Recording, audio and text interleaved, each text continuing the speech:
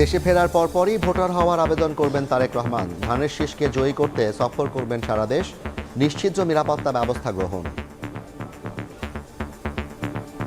Voter ID বা national ID হওয়া সংক্রান্ত যা কিছু আছে তিনি এই 27 তারিখে করবেন। দেশে মানুষের একটা জাগরণ তো আছে, সেই জাগরণের প্রতিফলন এখানে ঘটবে এটা আমরা আশা করি। বিএনপি ভারপ্রাপ্ত চেয়ারম্যান তারেক রহমান দেশে আগমন উপলক্ষেও সর্বোচ্চ নিরাপত্তা ব্যবস্থা গ্রহণ করা হয়েছে।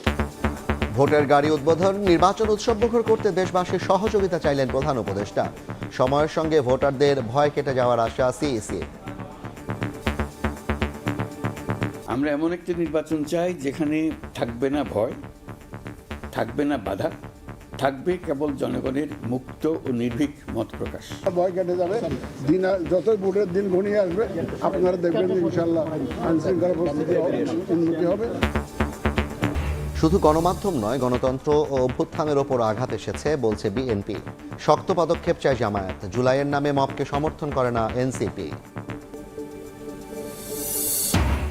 হাদির খুনিদের ধরতে 24 ঘন্টার আলটিমেটাম ইনকিলাব মঞ্চের। ব্যর্থ হলে শহীদি শপথ নিয়ে রাজপথে থাকার হুঁশিয়ারি। দ্রুত বিচার ট্রাইব্যুনালে হবে বিচার।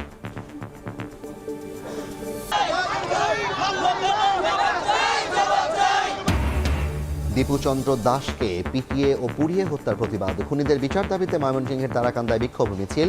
12 আসামি 3 দিনের রিমান্ডে।